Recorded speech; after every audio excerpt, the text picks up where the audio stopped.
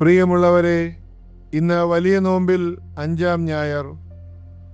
യേശു കൂനിയായ സ്ത്രീയെ സൗഖ്യമാക്കുന്നതാണ് ഇന്നത്തെ ധ്യാനം. ലൂക്കോസ് 13:10 മുതൽ 17 വരെ. ശബത്ത് നിയമങ്ങളും അനുഷ്ഠാനങ്ങളും വളരെ കാർക്കശ്യ സ്വഭാവം ഉള്ളവയായിരുന്നു. ഒരുവന്റെ ജീവൻ അപകടത്തിലാകാതെ വൈദ്യസഹായം പോലും അനുവദനീയമായിരുന്നില്ല.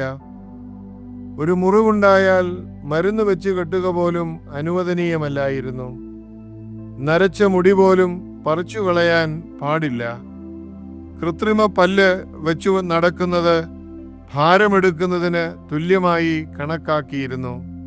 ഒരു കമ്പ വലിച്ചുകൊണ്ട് നടന്നാൽ ഭൂമി ഉഴുന്നതിന് സമമായി കണക്കാക്കിയിരുന്നു.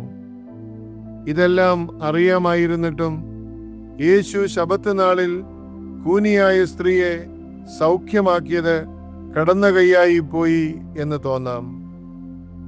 ശബത്തിനെ കുറിച്ച് യഹൂദന്മാരുടെ വ്യാഖ്യാനങ്ങളെ ചോദ്യം ചെയ്യുകയായിരുന്നു ഈ സംഭവത്തിലൂടെ യേശു ചെയ്തത്. മനുഷ്യൻ ശബത്ത് നിമിത്തമല്ല, ശബത്ത് മനുഷ്യൻ നിമിത്തമത്രേ എന്നായിരുന്നു യേശുവിൻ്റെ വ്യാഖ്യാനം. മനുഷ്യപുത്രൻ ശബത്തിനും കർത്താവാകുന്നുവെന്ന് അവിടുന്ന് അരുളി ചെയ്തു. ഒരു ആരാധനാ സ്ഥലത്ത് എന്താണ് സംഭവിക്കേണ്ടത്? ആരാധനയ്ക്കായി കൂടി വരുമ്പോൾ ജനങ്ങൾക്ക് എന്ത് ലഭിക്കണം എന്നുള്ളതിൻ്റെ സൂചന യേശുവിൻ്റെ ഈ സൗഖ്യമാക്കൽ പ്രക്രിയയിലൂടെ പ്രകടമായി. 3 ചിന്തകൾ. ഒന്നാമതായി, ആവശ്യത്തിലിരിക്കുന്ന ഒരു വ്യക്തിയായി യേശു കൂനിയായ സ്ത്രീയെ കാണുന്നു. 18 വർഷമായി കൂനിയായി സുനഗോഗിലെ ആരാധനയിൽ നിരന്തരം പങ്കെടുത്തിട്ടുള്ളവളായിരുന്നിരിക്കാം ഈ സ്ത്രീ. മറ്റുള്ളവളെ പോലെ നിവർന്നു നിന്ന് പ്രാർത്ഥിക്കാൻ അവൾക്ക് കഴിഞ്ഞിരുന്നില്ല. യഹൂദൻ നിന്നുകൊണ്ടായിരുന്നു പ്രാർത്ഥിക്കുന്നത്. അവളെ യേശു കാണുന്നു. എന്നാൽ കഴിഞ്ഞ 18 വർഷങ്ങളായി അവളോടൊപ്പം ആരാധിച്ചിരുന്ന വിശ്വാസ സമൂഹം അവളുടെ ബലഹീനതകളെ കാണുന്നതിനോ അതിനെ മനസ്സിലാക്കുന്നതിനോ അതിന് പരിഹാരം കണ്ടെത്തുന്നതിനോ ശ്രമിച്ചില്ല എന്നുള്ളത് ശ്രദ്ധേയമാണ്. രണ്ടാമതായി, യേശു അവളെ പരിപൂർണതയുള്ളവളാക്കി. യേശുവിൻ്റെ സൗഖ്യമാക്കുന്ന കരം അവളുടെ മേൽ നീട്ടപ്പെട്ടു. അവളെ മുൻപിലേക്ക് വിളിച്ച് എല്ലാവരും കാണെ തൻ്റെ കരം വച്ച് അവളെ സുഖമാക്കുന്നു. സൃഷ്ടാവ് സൃഷ്ടിയുടെ മുൻപിൽ നിൽക്കുന്നു. Abnormal is made normal. വികലമായത് പൂർണ്ണമാക്കപ്പെടുന്നു. വികലതയോ അപൂർണതയോ ഉള്ള സൃഷ്ടിയെ സൃഷ്ടാവ് അഭിമുഖീകരിക്കുമ്പോൾ അത് പൂർണ്ണതയുള്ളതായി തീരുന്നു. പ്രിയമുള്ളവരെ, അപൂർണതകളുള്ള നമ്മുടെ സമസൃഷ്ടങ്ങളെ പൂർണ്ണതയിലേക്ക് നയിക്കുവാനുള്ള നിയോഗം നമുക്കും നൽകപ്പെട്ടിരിക്കുന്നു എന്നത് മറക്കാതെയിരിക്കാം. മൂന്നാമതായി ചിന്തിക്കുന്നത്, ഈ സ്ത്രീയെ സൗഖ്യമാക്കിയത് കണ്ട് കോപാകുലരായ സുനഗോഗിൻ്റെ അധികാരിയെയാണ്.